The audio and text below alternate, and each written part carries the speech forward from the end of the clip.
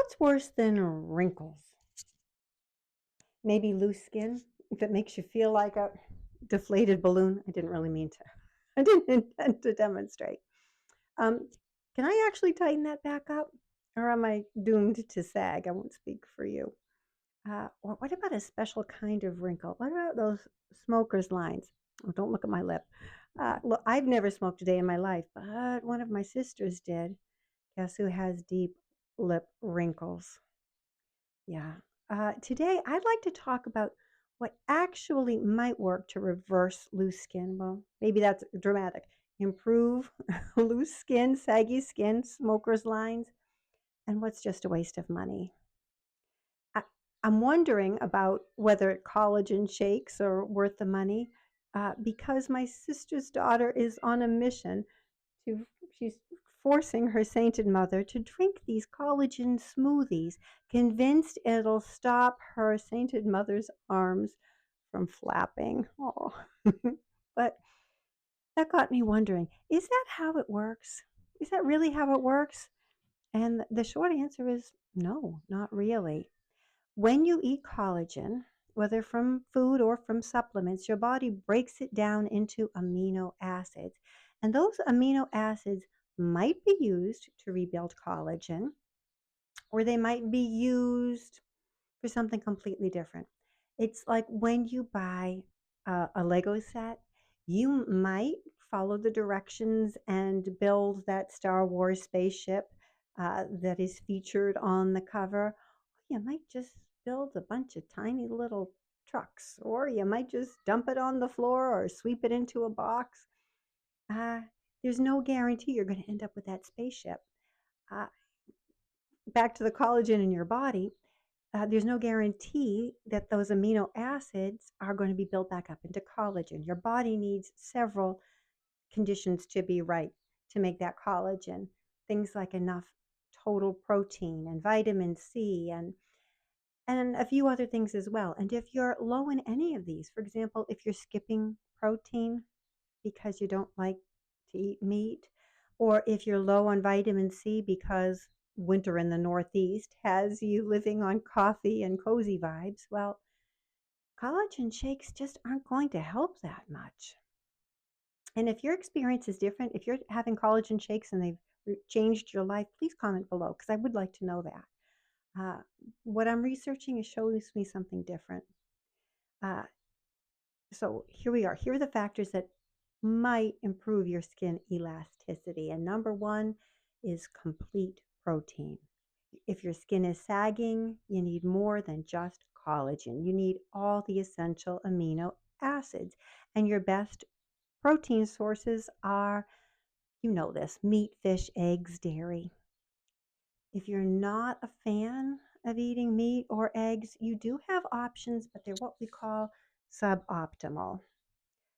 You could drink some bone broth, that's nice, but you're unlikely to get complete protein enough to rebuild your skin just from the broth.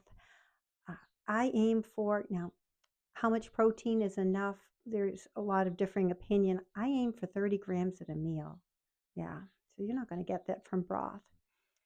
Peptides, collagen peptides, they're really only going to help if you've got a base layer of total protein that's sufficient.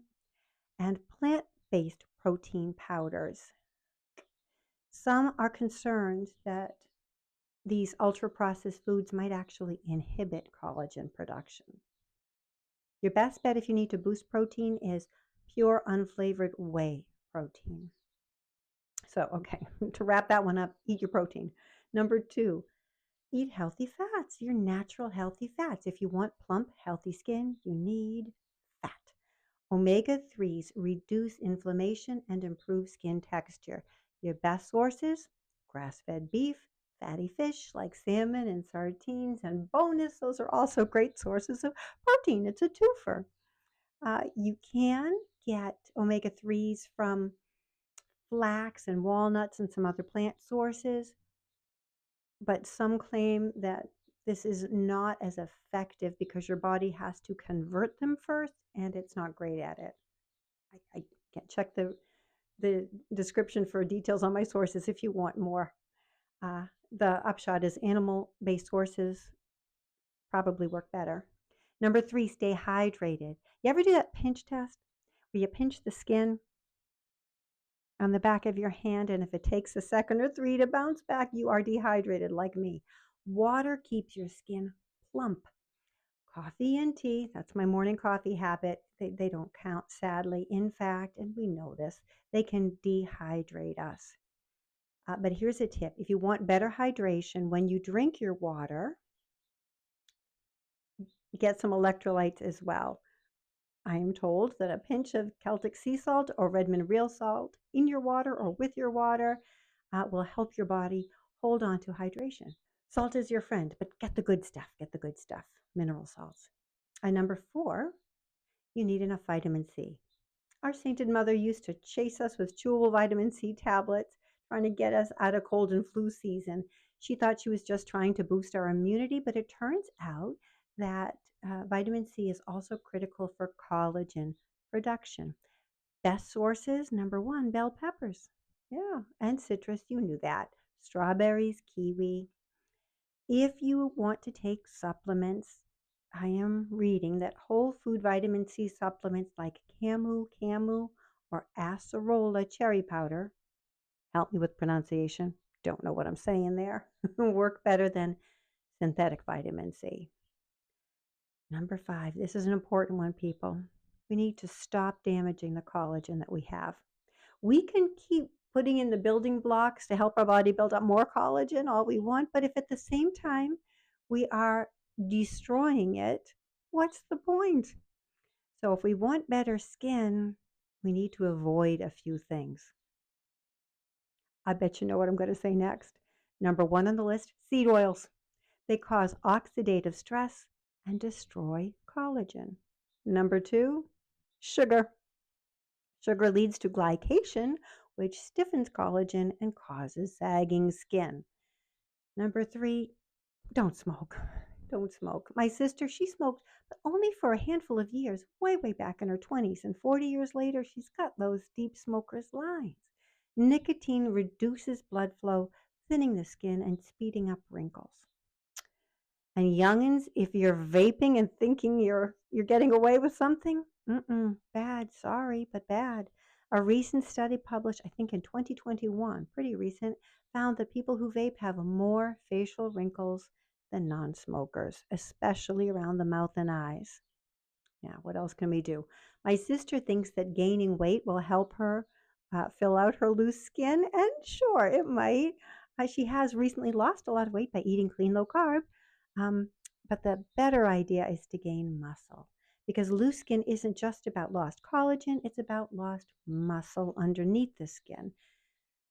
Pains me to say this. Strength training helps firm sagging areas naturally. So break out the light weights and start some resistance training maybe. If you are over 50, if you're any age, this is one of the best things you can do for your skin and for your overall health. So it turns out that pretty much anything we can do that's going to be good for our skin is good for us as a whole, right? That's good news, isn't it? Here is the quick recap. Number 1, prioritize protein.